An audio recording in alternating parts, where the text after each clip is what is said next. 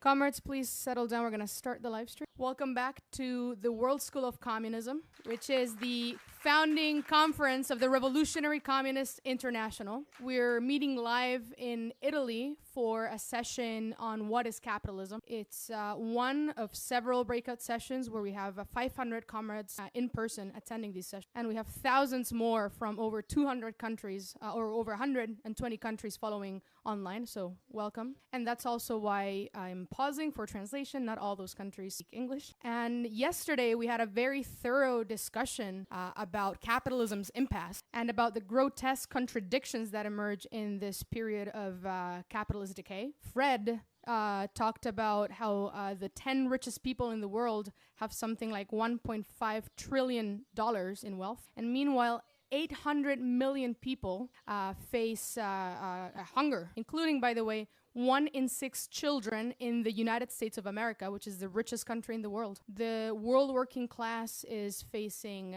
problems of mass layoffs, austerity, poverty, debt, and inflation is eating into the living standards of the workers and poor. But at the same time, the wealth of all of the world's billionaires has actually increased at 3 times the rate of inflation. And so we all are here because we already know that the system is dragging us down, is dragging humanity down. And it has created a whole generation of people that know there has to be more to life than to work to make profits for a boss, eat and sleep if you're lucky, and die. But it's not enough to just be angry. We actually need to understand why things are the way they are. That's the whole point of this session. This communist generation needs to have answers to the question of how capitalism works scientifically. Why does it inevitably lead to this kind of inequality? And what kind of forces can overthrow it and have a more rational society? So these are some of the questions that we'll address in this session. And Comrade Adam Booth, who is a member of the editorial board of The Communist in Britain, and also the co-author of Understanding Marxist Capital, a book that we sell in our... So he will speak for about an hour and a half, and without further ado, we'll give him the word. We okay on the line? You okay here? Good. On what is capitalism? Good question. To Laura's look around us today, we'd have to conclude that capitalism is chaos, stability, inequality, death and destruction. But whilst this list of dire features may be very accurate, it doesn't really tell us anything about what drives the economy. How does capitalism work? Or as is more often the case, not work. This kind of so-called explanation is really a hallmark. It's very popular amongst these layers to list nasty, and often they put these under the umbrella of neoliberalism, implying that there's actually a nicer, kinder, greener form of saying that's what we should. And mostly when you boil it down, that means Keynesian sort of state-managed capital, an attempt to patch up this rotten six. I think this reformist perspective, it only looks at the form of things, never at the content. It's simply a very moralistic description, a rejection of certain characteristics and a utopian desire to somehow remove these features, these unpleasant features, whilst fundamentally keeping the system in place. And that's the thing, these reformists are fundamentally, they accept this. Now Marxism, by contrast, described as scientific socialism. Marx and Engels, Marx of course acknowledged that capitalism was horrific and barbaric. He explained it's not some sort of eternal part of society. Capitalism isn't a product of an innate human nature, as some say. He explained that it's a mode of production that emerges through violence and force, and as Alan quoted the other day, with blood and dirt dripping from every pore. But as Alan also highlighted, Marx's analysis of capitalism did not begin and end with these kind of moralistic. In fact, in the Communist Manifesto, he highlights the progressive role that capitalism played in developing the productive forces in its youth. Marx and Engels say in the Communist Manifesto that capitalism has accomplished wonders far surpassing Egyptian pyramids and Roman aqueducts. What he's referring to is the revolutionizing of the productive forces, concentration of production, the creation of large-scale industry and machinery, the establishment of an integrated world market, and the forging, ultimately, of its own grave diggers, the working class. The basis of Marx's economic writings, in other words, was this scientific approach based on the philosophy of dialectical materialism talked about this morning, a philosophy that explains all phenomena, including the complex capitalist system, explains these in their motion and development, in their interconnectivity, in their many-sided. In fact, Lenin said if you really want to understand Marx's economic writings, if you want to read Capital, you've got to read all of Hegel first. So maybe we should take a short break and go and brush up on our Hegel, for anyone who wasn't at this morning's session on dialectics. dialect. Okay, I think we've got another session on dialectics tomorrow, so we'll do the economics first, so hopefully it'll make more sense of dialect. But Marx wanted to understand capitalism not superficially and impressionistic, as I said before, as some sort of list of features or characteristics. He wanted to understand it as a system which was governed by its own objective laws and dynamic. In other words, by forces and tendencies that operate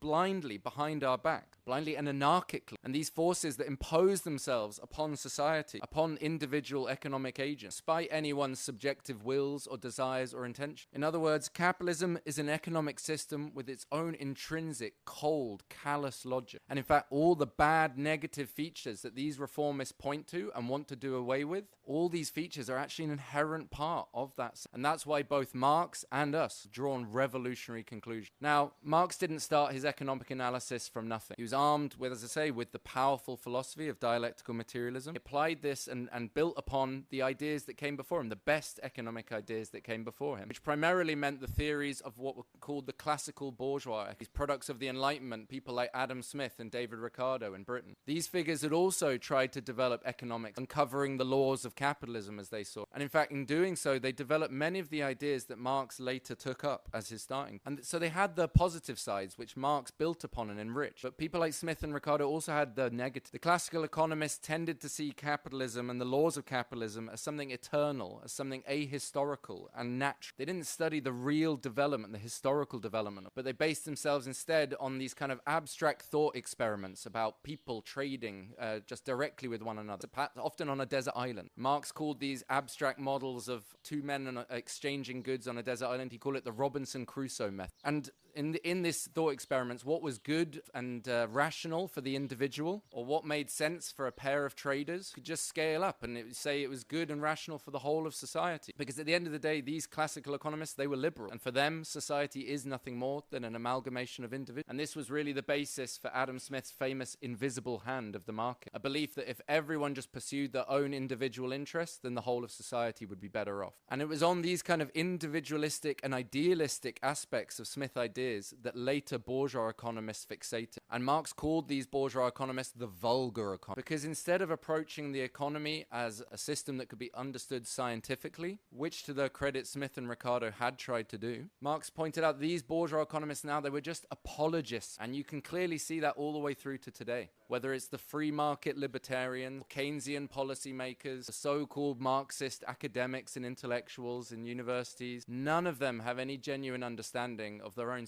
or any explanation of the crisis and instability we see in the world today. Instead, we're fed all sorts of reactionary nonsense. We're told that the wealth appropriated by the super rich and hoarded by the super rich will somehow trickle down to the rest. In recent years as well, with inflation on the rampage, we've heard that in fact workers are to blame for demanding too high a wage, and competition and profit are justified by asserting that this is the most efficient way of allocating society resources. So if you were to ask a capitalist what is capital, they would tell you it's an efficient market basis that generates peace and prosperity for all. Of course, it provides liberty, freedom for the individual and society. This is absolute garbage, and we have to answer. But without, as the reformists do, falling back on those moralistic complaints that I talked about earlier, this kind of utopian and ultimately very hollow rhetoric. At the end of the day, we don't want to just give a negative analysis of, we want to understand it so that we can also provide a positive alternative to communism. So where do we begin? Well, Marx began his economic analysis by explaining and examining the building blocks of a commodity. He says, under capitalism, society's wealth appears as an immense collection of commodities. And a commodity, he explains, is a good or a service that's produced for exchange on the market, as opposed to things that you might individually produce for your own personal consumption. Now,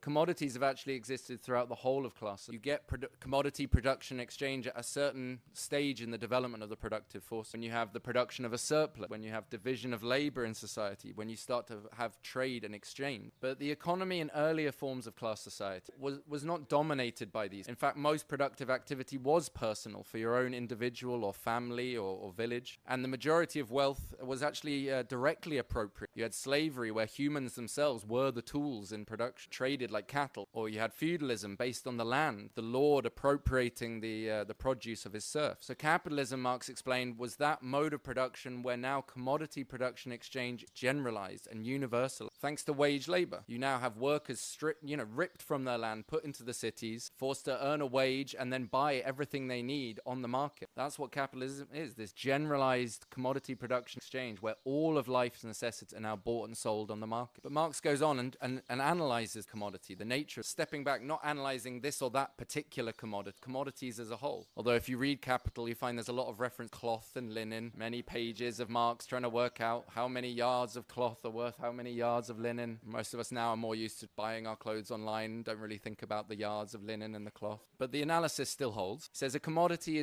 has a dual property. On the one hand, every commodity has to be useful, has to have a use value, some sort of utility to society. Without this quality, there'd be no demand for these commodities, and you wouldn't be able to exchange them. If something can't be exchanged and sold, then it's not really acting as a commodity at all. But that's only half the picture. The real question is, well, how much of one commodity can you exchange for another? In other words, there's got to be some sort of quantitative relationship with commodity to another. Every commodity, Marx says, must therefore have an exchange value, explaining its relation or proportion to other commodities. Now, how is that value determined? This idea was already grasped in a partial way by Marx's predecessors. In fact, you can go right back to Aristotle in the ancients, and they had some understanding where value was coming. But it's only under capitalism where commodity production exchange becomes generalized, could really start to understand what value was. Where value as this law imposing itself upon society actually starts to become a real force. And these predecessors of Marx and Marx himself, they started by asking, what's the one thing that all commodities actually have in common? What property do they all? They all have very different physical qualities and utilities. So talking about linen and cloth, talk about any commodity you like and buy in. It doesn't make sense to try and compare them along some sort of subjective method. This is what the right-wingers do with their theory known as marginal utility. In other words, something is valuable because it's useful to someone in a particular moment. This doesn't make any sense. It doesn't help you compare things in general, on average, across the whole of society. And in fact, all of the so-called theoreticians of marginal utility theory, they base themselves on very abstract thought experiments like the Robinson Crusoe method. A fisherman out at sea, or a wood chopper in the forest, or a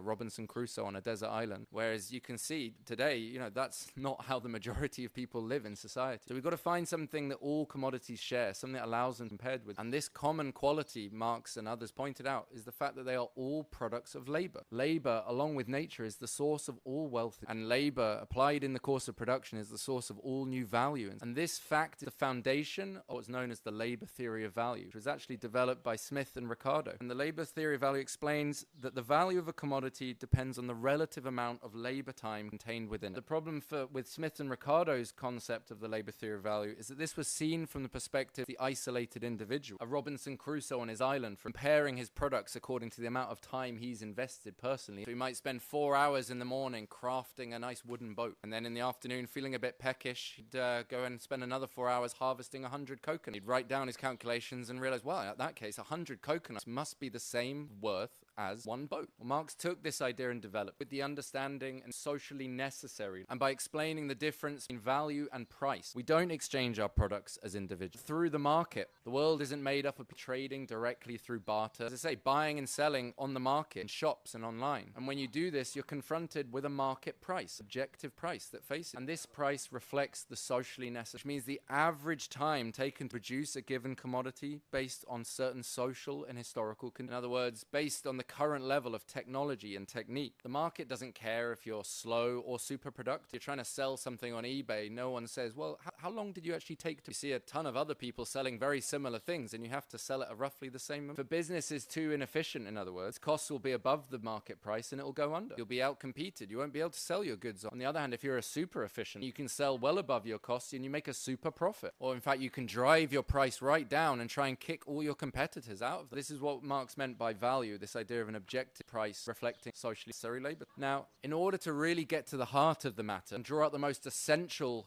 questions around this idea of the law of value, Marx, when he's talking about his labor theory of value, assumes a free market. But when this isn't the case, when you might have some sort of restriction on supply, for some sort of monopoly that take the price without worrying about, some prices can vastly exceed their actual value. In fact, most of us here living in any big city will have experienced this with housing costs. Because of the profit motive, there's a supply and a lot of demand. demand. The rent you pay, which is the price of accommodation, vastly exceed the actual. And the same is true of rare writings that are unlimited. A fine work of art, from fine Picasso paintings at auction house sell for billions, maybe millions. I don't know. I've never bought a Picasso, but I have bought a print of a Picasso, and that actually affirms the labor theory of value, because that didn't cost me £2. The technology to print something and make it generalized, because it's so homogenous, there's so many potential prints out there, the price actually tends towards the real necessary labor. So the next time some clever clogs tries to tell you that everything's about someone who knows the price of everything and the value of nothing, well, then just point out this example and try and sell them a print of a Picasso for millions of. The point is, in an ideal free market,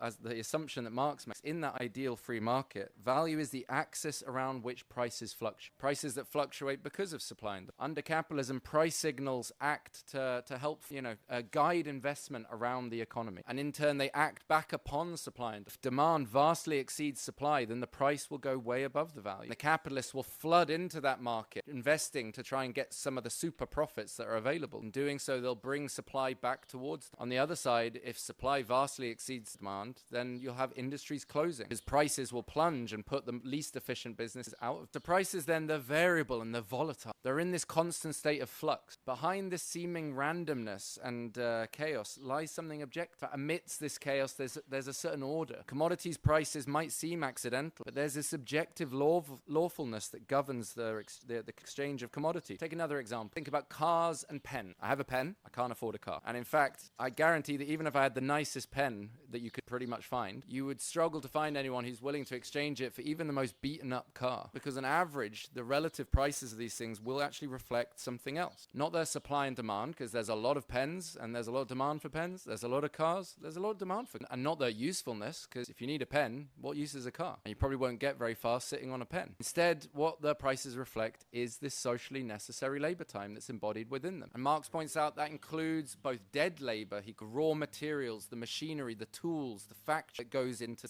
calls it dead labor because it's already embodied in those commodities that go into other. And then on top of that, you have the living labor, the labor applied in the process of production of this commodity. And that together across society is the average socially necessary labor. And this is the labor theory of value. It's the law of value, a law that governs the capitalist market economy, but in this completely unplanned, anarchic way. It's a law that imposes itself on the economy to establish a portion in which different commodities exchange, and therefore their prices on the market. It regulates the allocation of society's resources according to the invisible hand. Accordingly, it shapes the whole global division of labor, of course, according to profit. It also determines the value of money. The key question today for understanding the scourge of inflation. If we're going to understand inflation, we've got to first ask, what is money? Money, Marx points out, is above all a measure of value, a kind of common yardstick against which all other commodities are compared. It emerges historically, Marx says, as a universal equivalent, some sort of real commodity like gold or silver that can be exchanged for all others and facilitate trade. So what money does then is break up exchange into two acts. You have now a sale and a purchase. You have what you call CM, commodities exchanged for money, and then MC, that money exchanged back for other commodities. And therefore money is kind of like a claim to social wealth. If you hold money, you expect to be able to exchange it for commodity, for some sort of part of the wealth in society. But the problem is that over time, instead of gold or silver, money becomes a mere token, becomes a mere representation of value. You don't want to be lugging gold and silver coins around with you, traveling, trading, start getting banking, development of paper and promissory note. Nowadays, it's digital transactions, numbers on a screen. The thing is, these numbers and tokens, they have to be linked to something real, to be tied to the actual wealth of society, anchored to actual commodities that are being produced. And this helps us explain this menace of inflation terrorize the working class. The law of value determines got a certain amount of commodities being circulated in the economy, the money representing the value of those commodities, the money supply double, then prices are going to. And this is exactly what happened really with the ruling class's response to the pandemic. Deluge of money that was printed and then pumped into the world economy in order to bail out capitalism. On the other hand, you had supply shocks and bottleneck throttled the production commodity. The amount of money circulating was going up and up, but the amount of wealth inside the commodities produced was staying the same or getting less. So we can see very clearly that it was not workers, and it is not workers, who are responsible for inflation. The anarchy of the market combined with the recklessness of the ruling class. Now, for many people, money is almost synonymous with capital. But money has existed for many centuries before capitalism.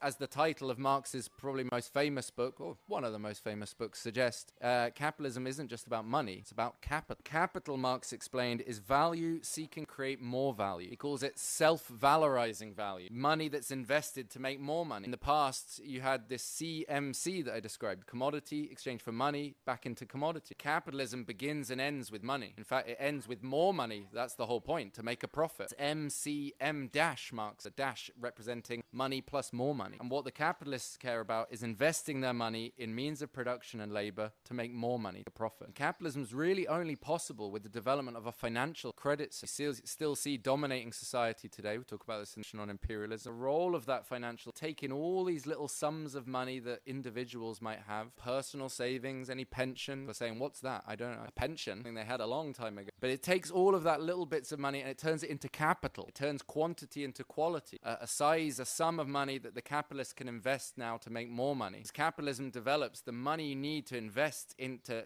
enter into the market is bigger and bigger. I can't just turn up and decide to get in on the silicon gravy train by investing in a big factory making micro. It takes billions and billions to invest in a new micro factory. Hence why all of these industries are dominated by giant monopoly. Keep all the new entrants out. And the financial system, it becomes fully developed under capitalism with stock markets, investment banks. We might think of the capitalist as like that guy in Monopoly, Mr. Moneybag. In fact, I think we've had him on the front page of our paper in Britain of Times. Apparently, you're not allowed to put Elon Musk's face on a front of a paper with a ping board. But the point is that kind of Mr. Moneybag's idea of an industrialist, an entrepreneur, doesn't really exist anymore. In fact, a lot of the people actually managing businesses, they're now just bosses who are paid a wage. And in fact, the real capitalists are the ones who own the stocks and the shares, who have these investments. Or in fact, the people running the hedge funds who in turn manage the wealth of other people. Marx described them as rentiers or coupon clippers, parasites who play no productive role in production. Instead, they own these bits of paper which they think entitle them to a certain slice of the profits made in society. They expect some sort of rate of profit according to the capital that they own. And it's these developments that gives rise to this enormous speculation that we see today, where it's no longer about trading values but pieces of paper. These entitlements to future profits that haven't even been made yet, that don't even really exist. And this is what Marx referred to as fictitious capital. And this, as I say, it shows the completely parasitic nature of capitalism today. And the capitalists and their apologists, they think that they can profit simply from swindling, from cheating. And the vulgar economists who I talked about earlier, they promoted this idea. They said that profit was simply obtained through exchange, by buying cheap and selling dear. But Marx noted you can't make any real profit. You can't, society doesn't get richer as a whole through swindling and exchange. All the exchange does is to redistribute wealth that's already been created somewhere else. It just transfers or redistributes from wealth from one person to another. In fact, he points out if everyone just goes around charging a little bit extra compared to what they were charged, then that's just going to cause inflation. It doesn't make society richer as a whole. So how does that happen? Well, this what Marx called the enigma of profit is what eluded the classical economy. And solving this enigma was the big leap forward that Marx made in his economic writing, by explaining that the solution lies not in exchange but in production. And the key for understanding this mystery lies in a very special commodity. And that's the commodity that the working class sells, which is its labor power. That is a worker's capacity to work for a given duration, like for a month, a week, a day, or even just an hour. And this capacity to work is what the capitalist buys, is what they purchase. It's not labor itself, but the ability of the worker to work. And this difference between labor and labor power is very important. It's like the difference between paying for some light and paying for a light bulb. You buy the light bulb to produce the light. You don't pay for software or data, rather. You pay for a computer that produces that data. And that's the same with the capitalist. They buy the labor power,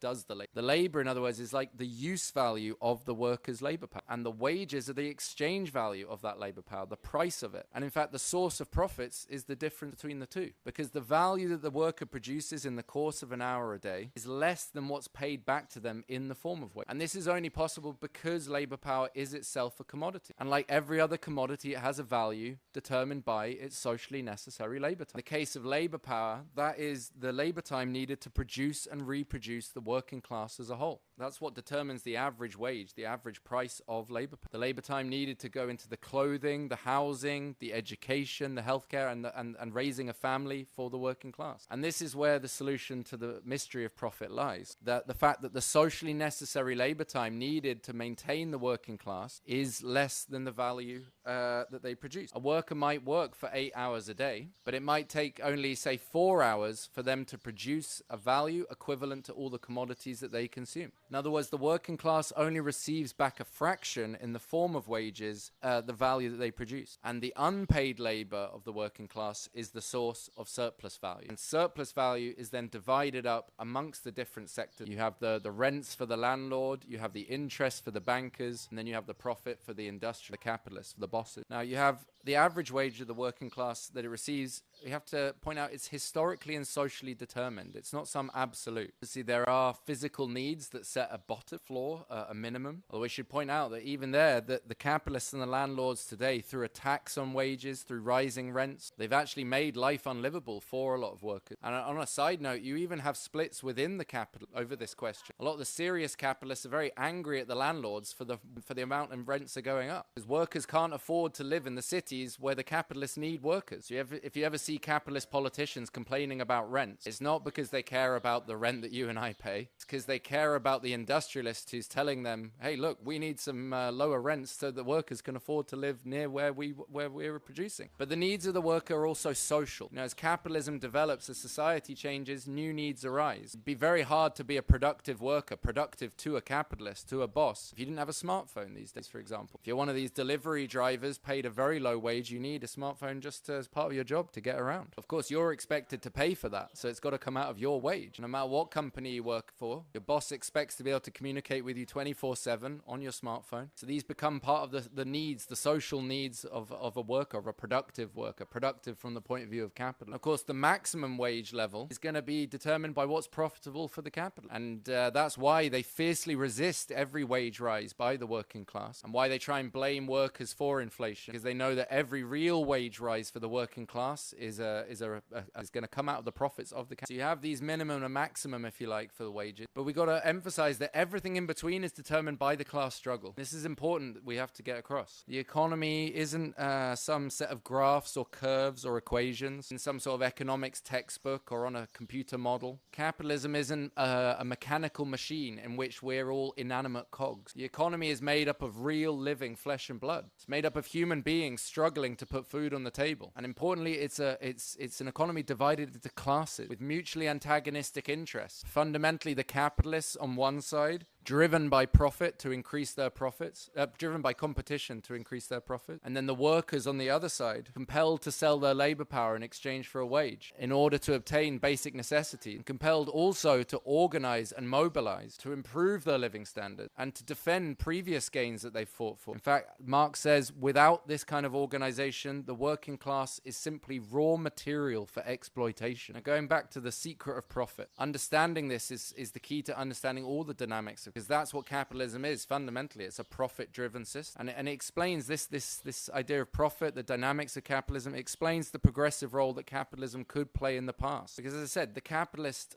buys up the labor power of the worker, unlike previous modes of production. And competition then forces them to get as much out of this worker as they can within the time that they've bought. In other words, it gives an incentive to the capitalist to invest in that worker, to make them more productive, more skilled, and also to intensify labor, to get more and more out of the work, to try and reduce their labor costs as well, so they can produce below the current value, below that socially necessary labor time. It creates this drive, this incentive for the capitalists to invest in technology and technique, in machinery and automation, to try and improve the productivity of labor. In other words, to increase the amount of use value that is produced in a given unit of labor time. And this is why you see a rapid development of the productive forces in capitalism's golden age. But it also explains the kind of the questions, the fears that people have over automation today. And understanding that technology is not introduced for our benefit, but for the capitalist profit. And a fear that, in fact, we are going to be put out of our jobs by the robots, by the chatbot. But that's the thing, is all of these initially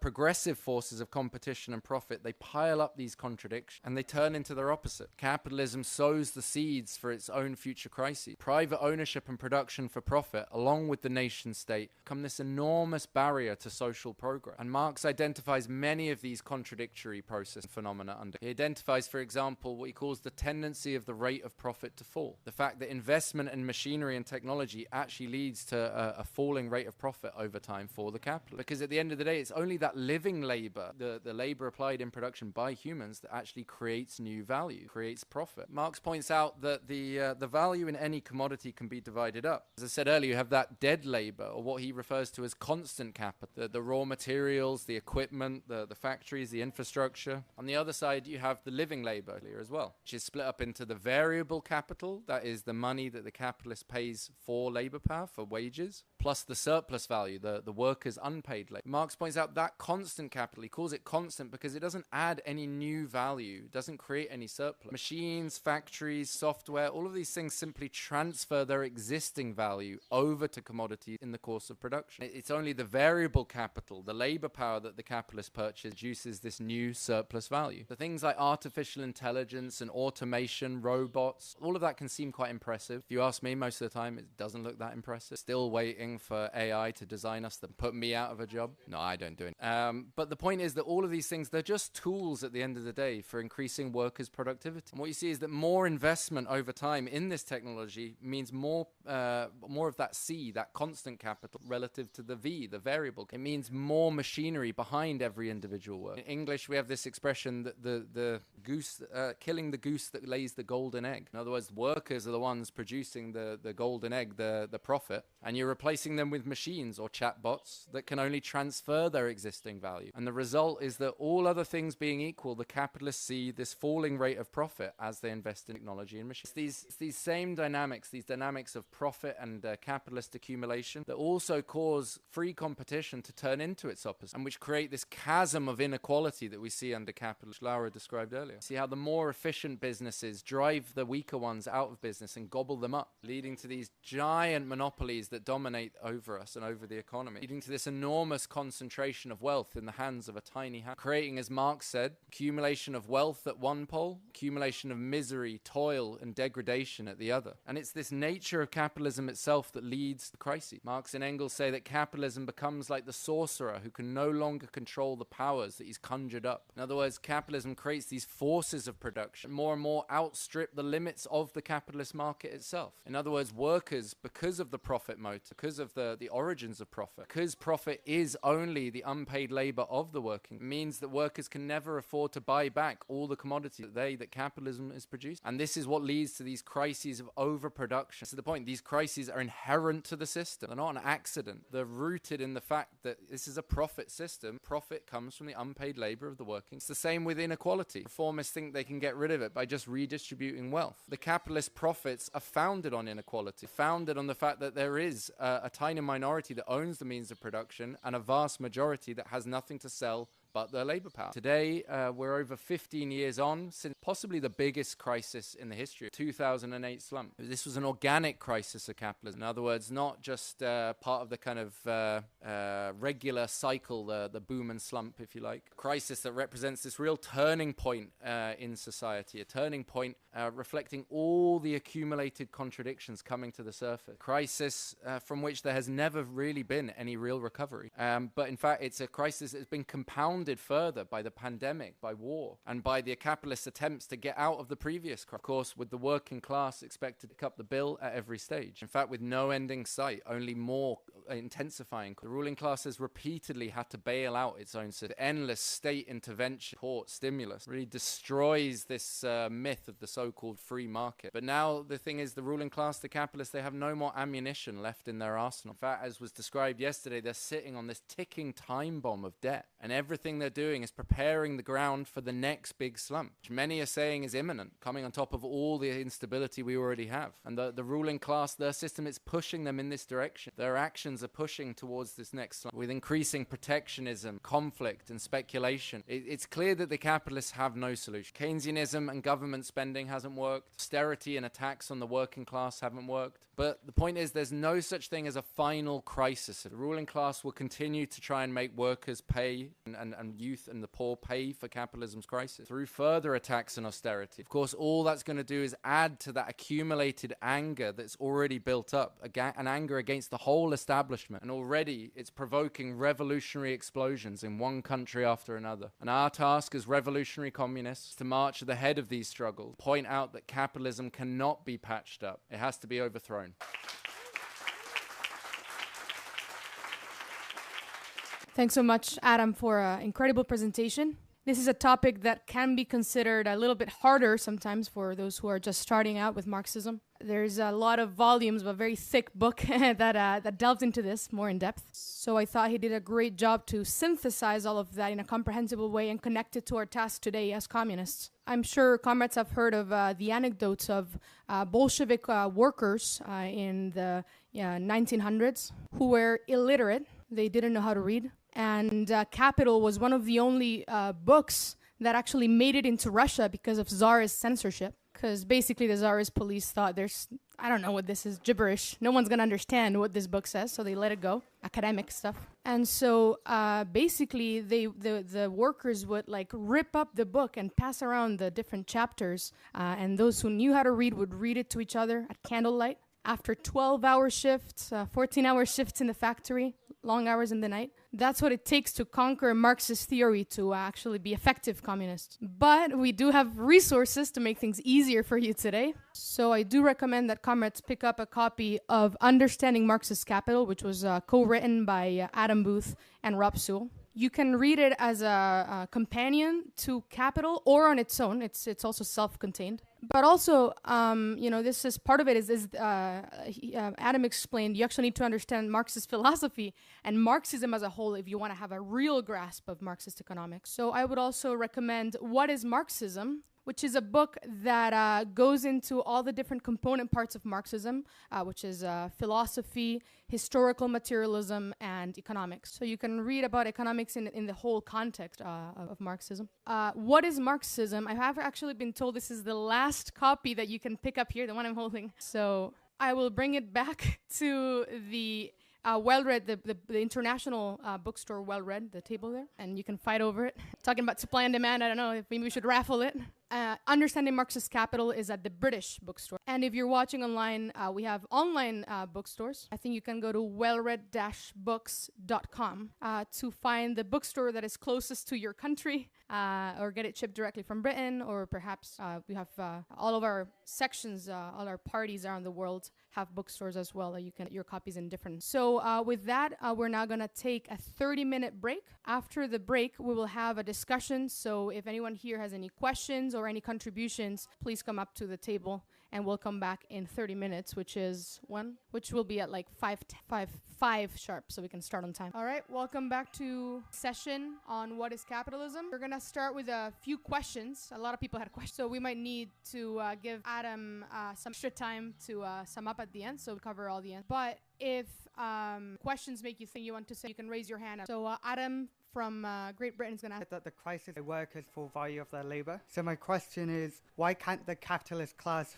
buy up the goods in society that the workers cannot afford? And in doing so, avoid the crisis of overproduction. Thank you. Ismail from Switzerland is next. Hi. So yes, my question is, why is there waste even when there's no crisis of overproduction under capitalism, like food waste? Thanks, comrade. Next is Frank from Austria. Hello, comrades.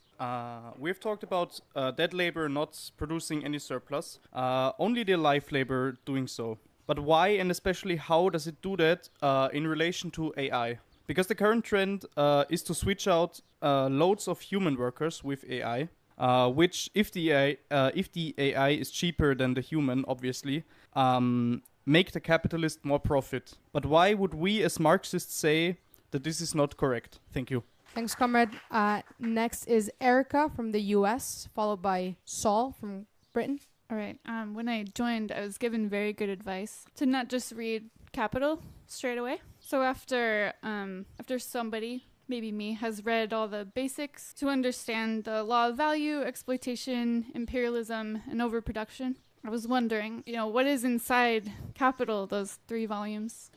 I just want to know, what's the extra sauce? Thanks, comrade. Saul will ask another question, and then the final question will be from Peter from Great Britain. Hi, comrades. My question is that as communists, it's clear that the international crisis of capitalism is fundamentally a crisis of overproduction, right? But time and time again, you see the ruling class, figures like Elon Musk, point the finger at a crisis of overpopulation and overconsumption instead. It's a clear, blaming of the working class and external forces rather than the capitalist system itself, as you can expect from them. But I think it would be good if we could discuss the futility of this overpopulation argument and ultimately why overproduction is the real cause of the international crisis of capitalism. Thank you. Thank you, comrade.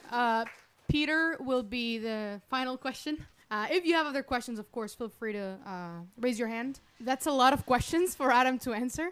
I think at least one other person in the audience might have this or that answer. So if you do want to get on stack to speak on any of these, please raise your hand. And then next after Peter will be Matteo from Italy. Hi, comrades. So Adam already has a lot of questions, so I'm just going to add two easy ones that I think could be useful to hear some more discussion on. So considering the overwhelming crisis of debt that the entire globe is facing at the moment, I think some people might ask, well, is it feasible for the ruling class at some point to decide to cancel all debts? My instinct says no, but maybe Adam could answer, or anyone from the audience answer, why not? And the second question is on nation state. So the capitalists actually tried to overcome the economic limitations of the nation state on their own basis, forming things like European Union, for example.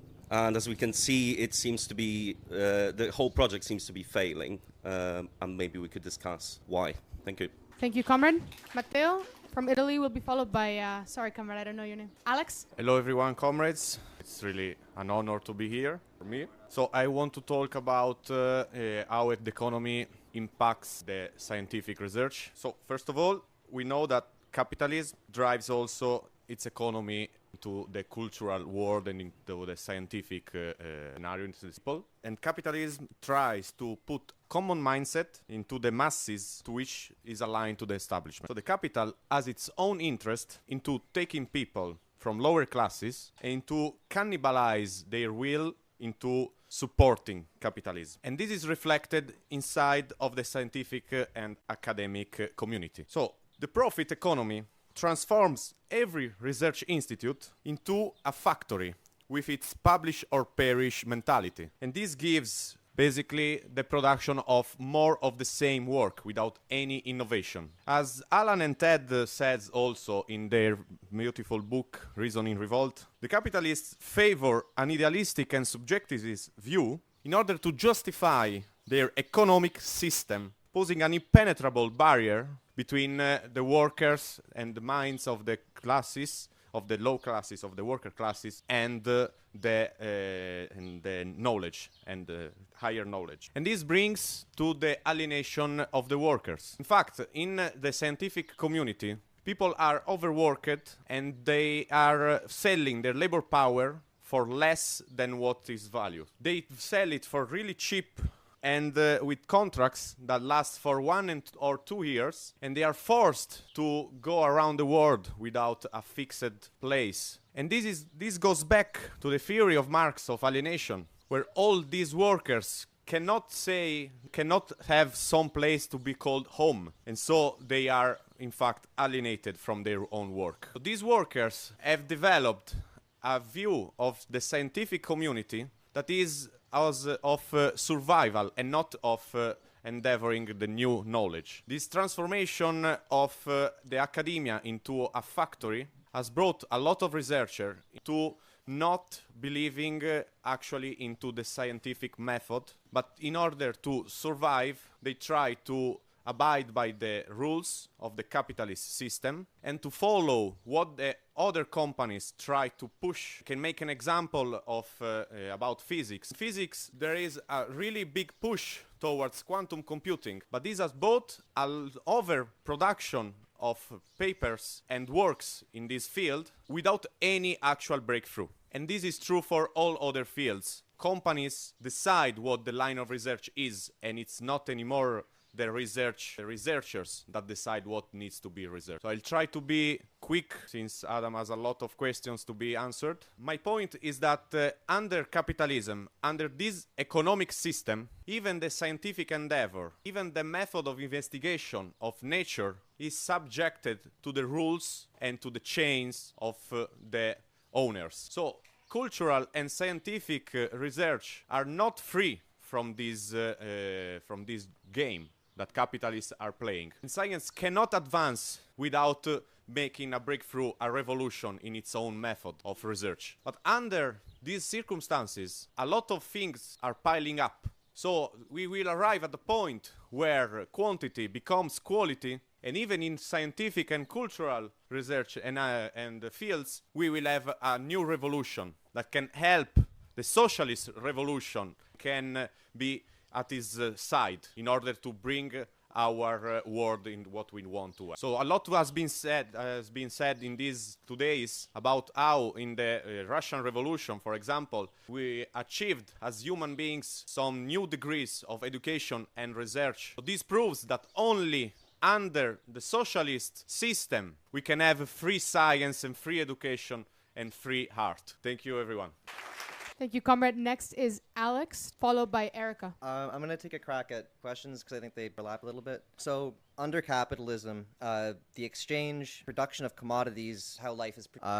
but we encounter commodities finished form. We don't see the labor that has gone into it, and so we don't understand why a thing costs what it does. Marxist economics tells us that price is guided by the law of value, and you can't understand value in terms of the things themselves, but rather you must look at the time and labor that goes into production. But because this is hidden, relations between things cover relations between people. This is something Marx referred to as commodity fetishism. It mystifies the true relation.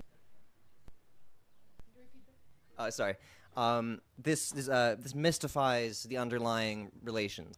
So let's take the question of AI. La pregunta de la inteligencia artificial. AI has the capacity to shorten labor time. La inteligencia artificial tiene la capacidad de bajar el tiempo de que algo se produce, del tiempo de labor. An artist can create a graphic design more quickly with an AI rendering. Un artista puede crear un diseño gráfico más rápidamente con la asistencia de la inicial. But they must imbue some labor into it to create that finished product. Pero tienen que hacer algo de labor, de trabajo, para crear ese producto final. Just as labor was necessary to create the AI models. Justo como fue necesario hacer labor, hacer trabajo para crear los algoritmos. It can't create new value, and that's not what the capitalist actually... I'll leave it to Adam to describe the specific differences between living and dead labor. But yes, what capitalists intend to do with AI is to remove the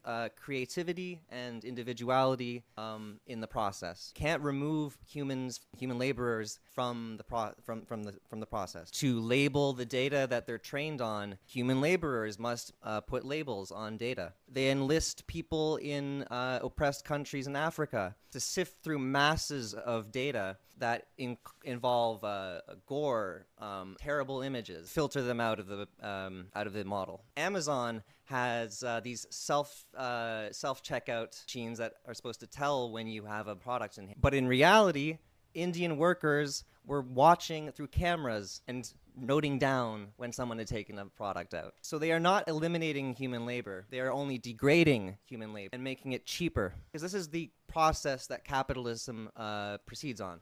This is what Marx refers to as the accumulation of capital. Capitalists are not satisfied to just feed themselves on their profit. They must turn those profits into new capital. They must increase the scale of production, increase the productivity of their machines. And the effect this has is to make the workers an appendage to the machine and to reduce the number of workers they need to employ. while being creating more commodities that are then cheaper. So they can pay them less and buy fewer workers. Now the effect this has is that capital they have is increasingly dedicated to machines, to means of production, and a section of the working class is increasingly pushed to the side. They are cast out of the factory, temporarily or permanently. They constitute what Marx refers to as the industrial reserve army. This surplus population puts a downward pressure on the actively working wages and limits how much better the they're a number of increasing numbers of are condemned idleness, while those in the factories condemned to overwork. Today, some of these extra workers are utilized through things like gig work. They are lying around for the capitalists to use for whatever purpose. They're only useful so long as they can produce. So this is where overpopulation, enthusiasm set it backward. It's not that there are too many people, that the working class has grown too much, it's that capital has grown too much. It increasingly cannot absorb the working class, and it reproduces this division between the active and the idle. In fact, it depends on its existence. I'll leave it there. Thanks, comrade. After Erica from the U.S. Will be Nelson. I want to take a crack at the answer, or the question about overproduction, even though I haven't read Capital. Why can't the capitalists buy up the surplus that workers can to solve the crisis of overproduction? Well, everybody knows communists are the most empathetic. We can put ourselves in the capitalist shoes. So if I have all this capital that I got from exploiting you, what do I need to do with it? First, I need to reinvest it back into production. If I immediately go spend it on all the bread and toys and cars and diamonds you can't buy,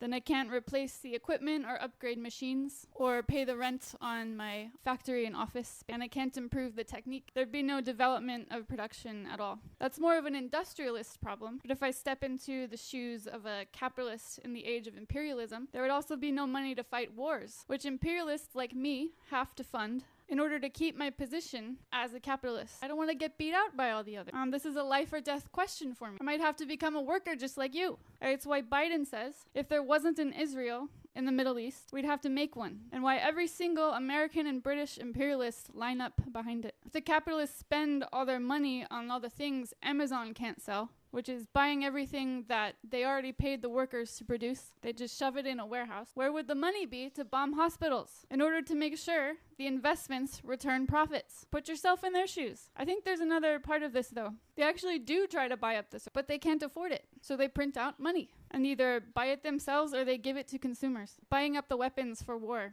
And like Adam said, this creates money without more production. And when that happens, too many dollars are chasing too few goods, and then you get inflation. This temporarily relieves some stress. The workers absorb it, and a little percent here, they only absorb so much. Kicks the can down the road to a worse crisis. And that's exactly the crisis that's waiting to erupt. And in the world's greatest economic power, the USA, which like Alan said yesterday is bankrupt. The debt is outstripping the GDP and growing by $1 trillion every 3 months. $1 million.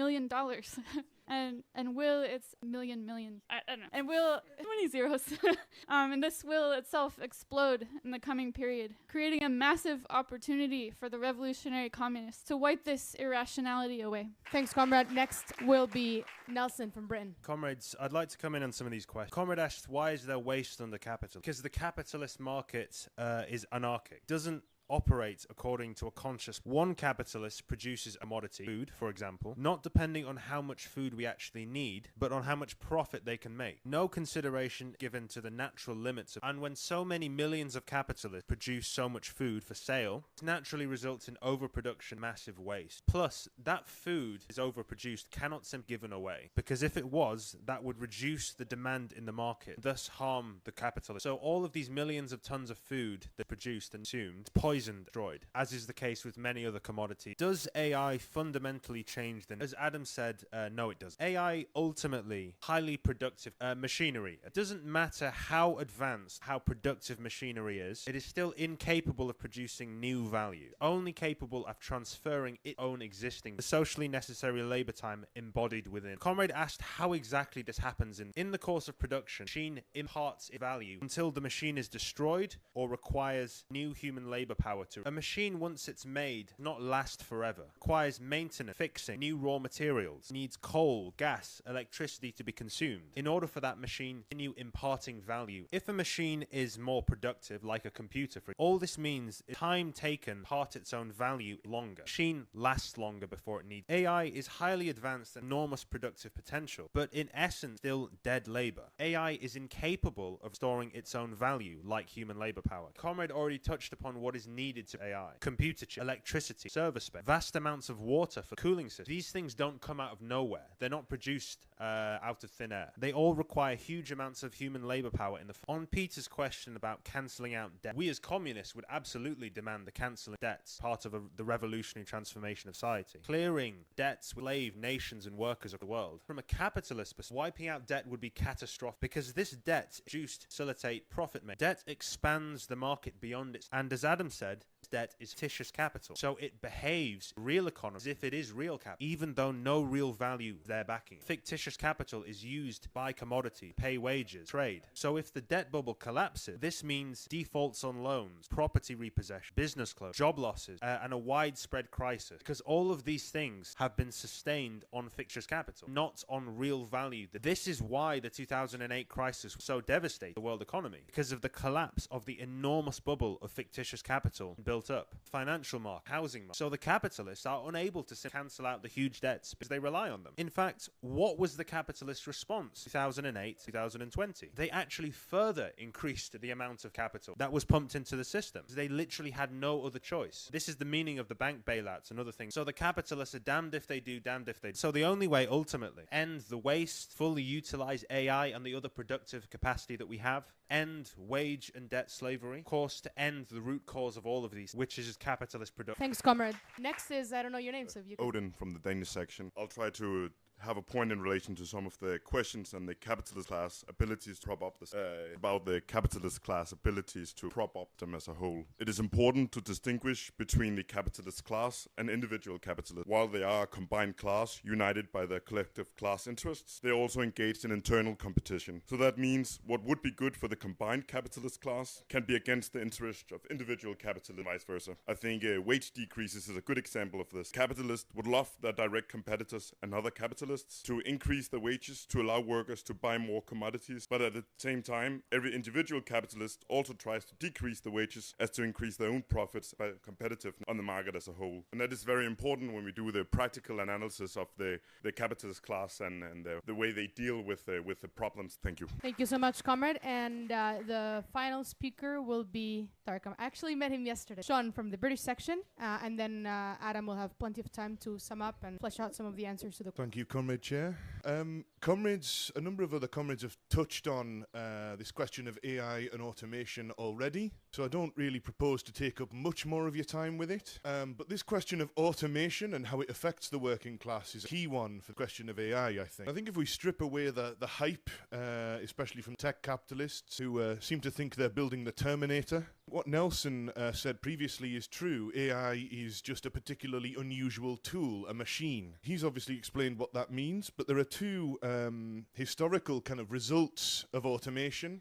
Machines that could save labor time, that could make work a lot easier for workers under capitalism, have a different effect. On the one hand, you see them being used to fling a lot of work, to make a lot of workers redundant, adding them to the reserve army of labor that the comrade from earlier talked about.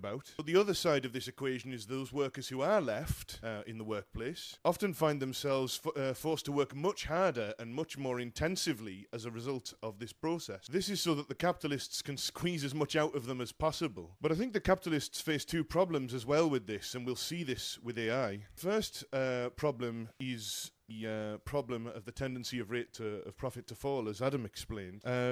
Obviously, implementation of AI on the scale that capitalists are claiming they will do would massively increase the balance in favour of constant capital versus variable, and thus really aggravate this tendency. Probably bigger, though, than this, in my opinion. We are currently in, as other comments have said, an era of crisis since 2008. A crisis of overproduction already, in many respects. We've already established that workers are the vast majority of consumers under a capitalist. So to ask a rhetorical question, question, what happens when you stop those consumers from being able to consume by taking away the jobs that they get their wages from? In reality, these policies, if they were implemented, would in fact massively aggravate the crisis even further by shrinking the market the capitalists have to realise their profit in. But this doesn't have to be inevitable. I think Comrade Nelson summed it up well. Under a workers' plan of production, under a workers' state, these methods that cause such problems for workers under capitalism would be the precise way we would free workers from the drudgery of labour so that they could run society. That's all from me. Thank you.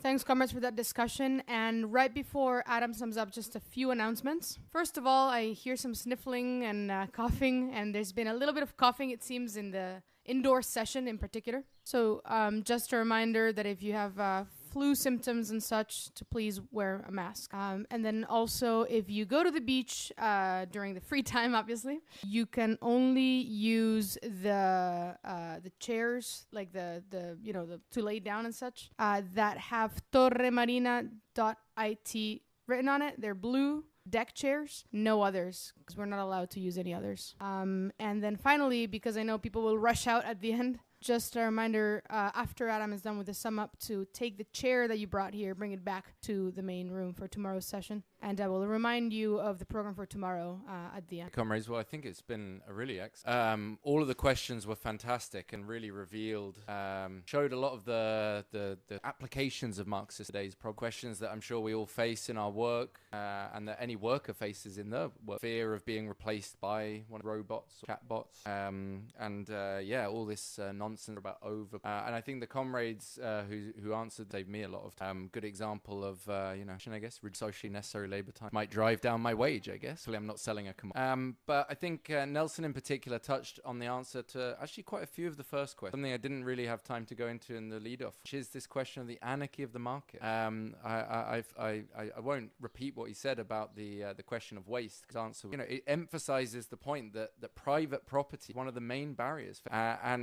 Far from having overpopulation, we have this overproduction. I think the statistic was given yesterday in the discussion on the manifesto. The amount of food produced far exceeding the population. And in fact, the Malthusians, Malthus himself was extreme reaction. And Malthusianism continues to kind of find an echo on the right and on the left, unfortunately, today. In current forms, it's less that there's too many people, maybe too many old people. We're all living too long, apparently, according to the cap. There aren't enough young people to sustain all the old people and their demands on the healthcare system. Well, why can't we produce more with less labor? That, in fact, has been the whole historic justification for capitalism, that it was able to develop the productive forces so that fewer workers, less labor could produce more wealth. The real crisis isn't a crisis of too many old people. It's a crisis of a senile system. If the system was able to develop the productive forces to increase productivity through technology and technique, then we would be able to have fully automated luxury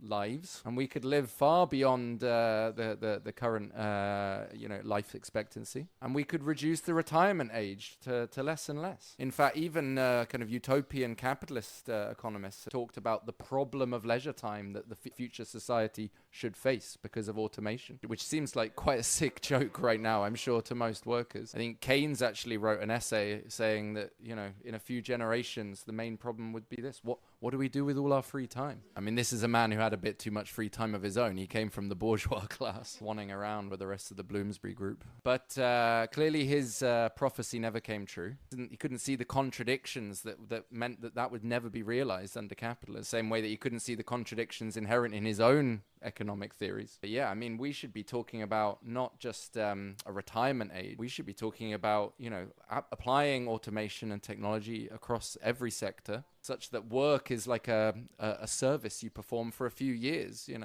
not just reducing the working day and the working week, but the working lifespan. You have your university education and beyond, lifelong education. Somewhere along the way, you do a few years work and can spend the rest of your time pursuing arts, culture, science, and of course the democratic running of society. So yeah, overpopulation is extremely reaction theory, but it appears also on the left, as I said, in this form of degrowth, which claims to be anti-capitalist. Some cases, really not, because it doesn't have that scientific approach that it talked about of Marxism. It talks about a growth ideology, whereas Marx wrote 3 volumes of Capital, as has been mentioned, to explain the actual objective dynamics of growth, of capitalist accumulation, and many other things, which I'll come on to later in answer to Eric. He showed that growth isn't some mindset that we can just do away with. It's a do or die question for the capitalists. Reinvest their surplus back into production in order to expand their production, in order to make it more efficient, in order to try and reduce their costs, in order to try and push out their competitors, and thereby to try and capture more of the market and increase their profits. So that's not an ideological question. As I said, it's an objective force that is put on them despite, their intentions. If they don't do it, someone else will. It's this race to the bottom. And this is the problem that this degrowth idea so-called theory doesn't really get to the root of. Imagine that we can choose to just turn growth on and off like a tap. Kind of the argument of the Keynesians turned inside out, actually. The two sides of the reformists, if you like. The Keynesians say you can stimulate growth, and that's a good thing. And the degrowthers say, no, don't stimulate growth. Clamp down on growth. Reduce growth. There's a word for when you don't have growth under capitalism. It's called a recession. And from what I've seen, it doesn't work out so well for the majority of people. In fact, carbon emissions dropped very fast during the pandemic. Maybe the degrowthers were celebrating,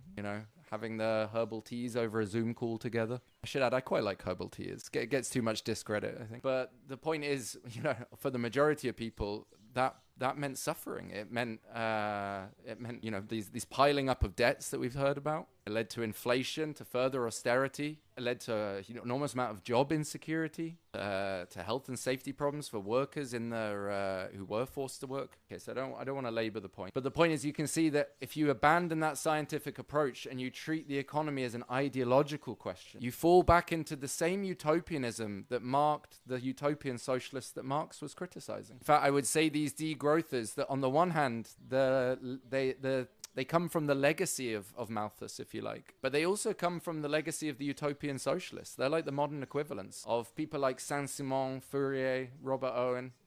These people who thought that they could just imagine a blueprint for an alternative society and bring it about through sheer force of will and ideological kind of education and all these kind of things, rather than understanding the material conditions that would be needed for that alternative form of society and the revolution in society that would be needed, overthrow the old system and bring that new system in. So yeah, I think comrades have very well explained. The real problem we have is overproduction, not overpopulation. It's this anarchy of the market that's responsible for waste, pollution, for the destruction of the environment, and it's private property along with the nation state that are the two big barriers to the development of society and the productive forces. And the nation state, just to touch this relates to Peter's question about the European Union, and in fact it really explains all of the problems you see with all these kind of imperialist blocks, trade agreements and so forth. Then none of these are going to work under capitalism, which inherently has this nation state. The EU was all well and good when all of these different countries' economies were moving in the same direction, but the minute there was a crisis, and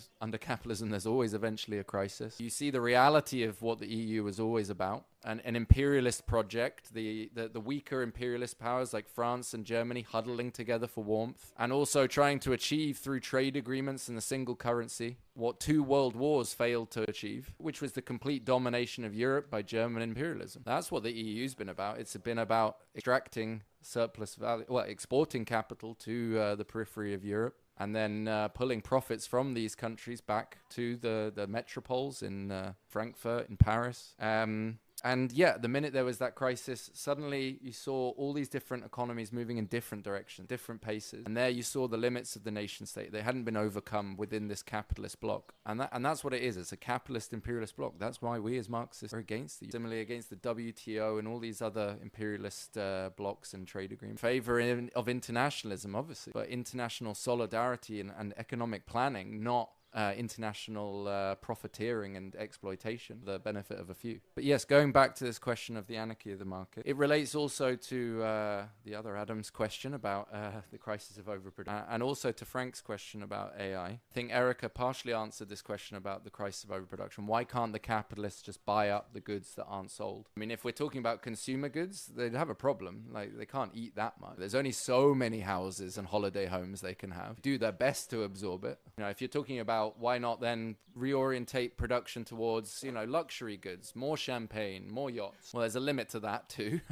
But more importantly is the point of capitalism, as I said, historically, was for the capitalist to reinvest that surplus into new forces of production. The capitalist who squanders all of his profits on luxury items is going to eventually be outcompeted by the capitalist who's a little bit more thrifty, a little bit more shrewd, who actually intelligently invests in, the next big technology and tries to push his competitors out the market. It's all well and good for Elon Musk and these others to fire themselves up into space. I hope they stay there. Or, to buy up Twitter at a vastly overvalued price, turn it into X, the home of reactionary nonsense. But it hasn't been too good for the share price of Twitter and X. It's been too good for the wealth of Elon Musk. A lot of it is just fictitious capital in shares, as has been pointed out. But then the real question is the one Alan asked yesterday. Why aren't we actually in a permanent crisis, all these unsold goods? Well, it is because precisely the capitalists reinvest that surplus historically into more means of production. But then that generates new contradictions, because new means of production mean producing more commodities. And those commodities have to find a market. And so capitalism has this cycle of accumulation and reinvestment growth in this extremely unplanned, anarchic, unharmonious way. And in doing so, it generates the same contradiction of overproduction at a higher level. So you're trying to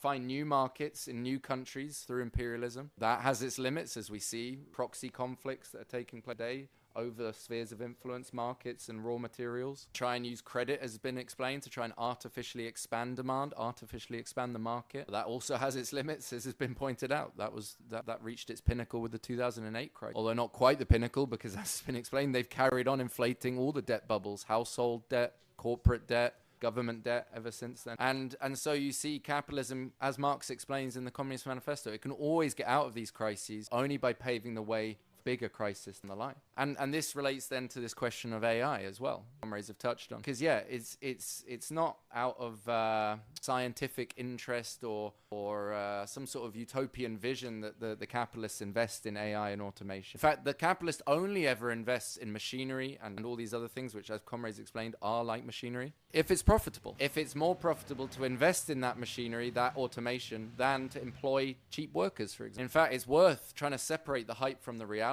A lot of the bourgeois are actually scratching their heads right now because there's all this promise of AI, but the productivity has barely improved in the last 20 years. They say you can see computers and AI everywhere but in the productivity state. We have an explanation for that, which is that decades of attacks on the working class, of exporting to production to other countries with even lower wages, erosion of wages, of conditions worldwide, means that in many cases it's cheaper to employ low pay, often migrant labor, than to invest in a new factory. Nevertheless, we clearly see that there is development of new technologies over history. There has been productivity now compared to 100 years ago. Capitalists are forced, as I say, to constantly invest and reinvest their surplus in technology up with their competitors do. And the result of this, is a number of contracts. As has been pointed out, this doesn't happen in a nice, harmonious way. It's a 50% accurate phrase. There's a lot of destruction. I don't see much creativity, especially if we're calling AI-generated art creativity. But no, the point is they destroy jobs, they throw workers onto the scrap heap. Because, as I think it was Odin from Denmark pointed out, there's a difference between what's good for the individual capitalist and what's good for the capitalist class as a whole. The individual capitalist doesn't care whether you're on the scrap heap in the dole queue or whether another capitalist is going to give you a low-paid job and Deliveroo rider.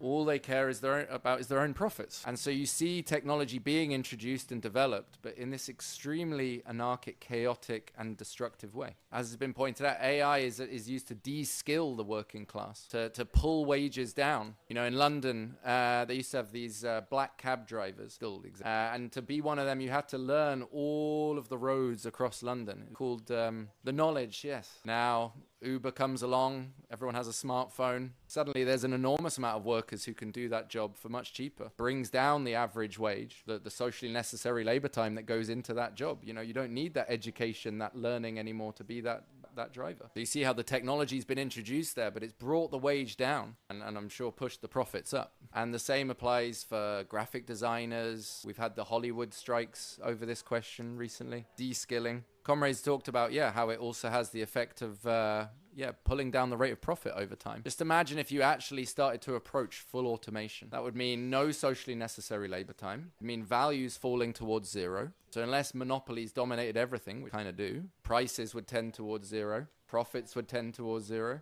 In other words, it's a graphic illustration of what Marx said. Forces of production, the ability to produce, coming into conflict with the mode of production, the way in which we distribute wealth, the way in which wealth and capital, in this case, is owned. And this really shows you one of the contradictions of AI and automation. The other is, as Sean and others pointed out, the fact that at the end of the day, these machines, they're not paid a wage. Although I've heard some mad ideas about unionizing robots and making sure they're compensated fairly. I'm sure Wally will be very happy to hear that. But no, there's a very good little anecdote that illustrates this point. When Ford in the 20th century started introducing mass production techniques in its car factory, and one of the trade union organizers was having to show round Henry Ford himself to one of the factories. And Henry Ford, very smug, not going to do the American accent, said, look at that. How are you going to get these machines to pay your union dues? Apparently, the trade union organizer turned around and said, yeah, but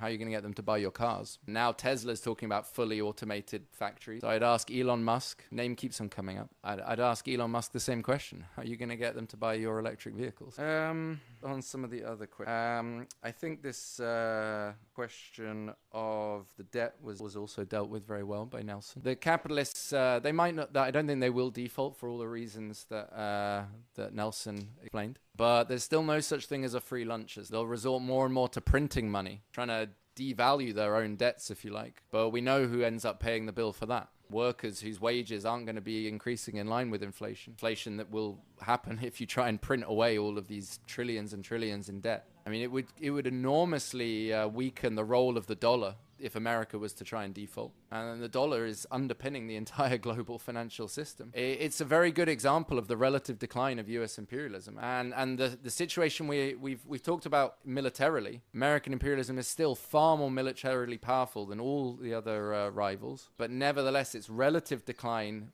opens the door for all manner of instability geopolitically. And it's the same with the world currency, the dollar. There's no currency that's going to replace the dollar right now. None of the other capitalist powers are strong enough to have the currencies as the world currency. Nevertheless, the relative weakening of American capitalism, as illustrated by its massive debts, it undermines the dollar, and it undermines then the whole financial system that the capitalist system rests on. Finally, then, on Erica's question, what on earth is in 3 volumes of Capital? I mean, that would be a whole week-long lecture. But in summary, you can kind of look at the 3 volumes of Capital in the following way. Volume 1 is where Marx really looks inside the factory and tries to understand the law of value, where he explains the law of value and consequently where profit comes from, the law of capitalist accumulation, which in turn explains a lot of the questions we've explained today. All these questions about machinery, inequality, it's all covered in Volume 1. Volume 2 is when he goes into what he calls circulation of capital. In other words, what happens once the commodity leaves the factory and has to be transformed into money, has to be sold, and how that money is then transformed back into more commodity, more profit. It's a very relevant volume if you want to understand some of the supply shocks and the inflation crisis that we've seen over recent years. And then Volume 3 is where he kind of brings it all together, if you like.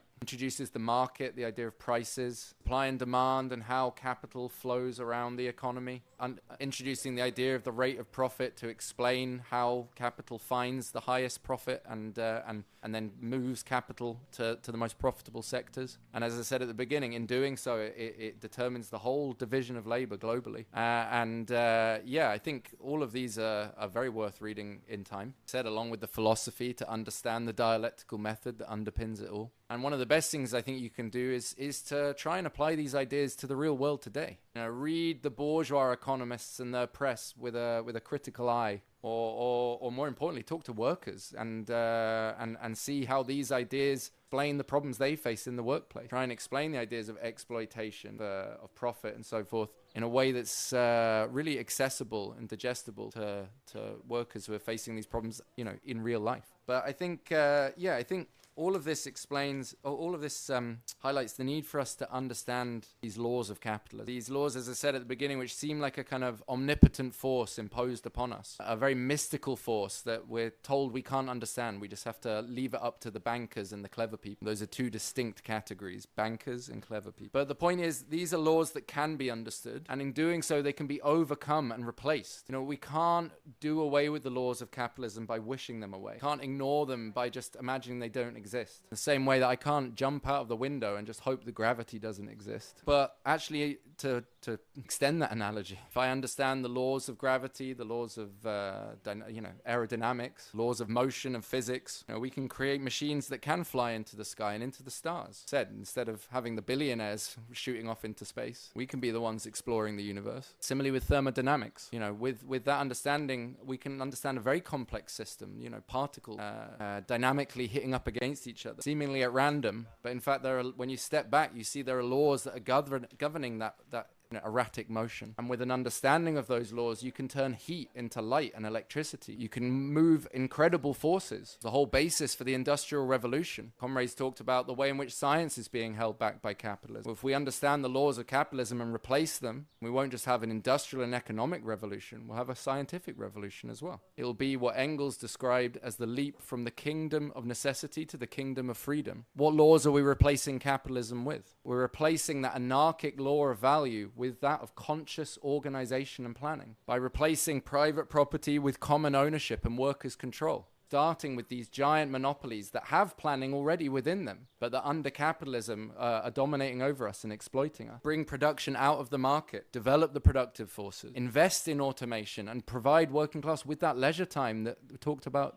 now. Pursue art and culture and science to run society for ourselves. And over time, more and more, you'd have commodity production withering away, being replaced by conscious planning. In doing so, markets and money, they would wither away also in this transition from socialism to communism. Instead, we'd be organizing and allocating society's resources harmoniously and rationally. And we'd be bringing about a society with that communist principle that we all know, from each according to his ability to each according to his need.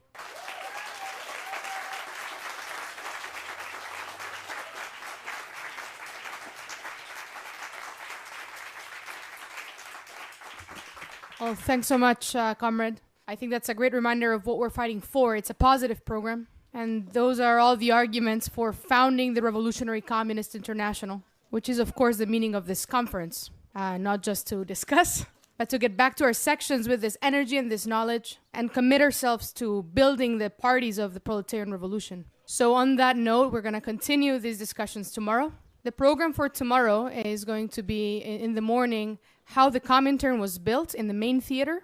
What is imperialism, which is pretty relevant also to today's discussion. That's going to be at the Hotel Pioppo outside. If you want to prepare, you can actually pick up the book and read the introduction. That's also available in the World Red Bookshop. And then the last one is Lenin and Trotsky, what they really stood for, which is going to be out here in the gazebo. And remember that if you want to come here, grab a chair from the main auditorium. The afternoon session will be a plenary on dialectics, the algebra of revolution, led off by Alan. But then also there's a special session for those of us that are here in person.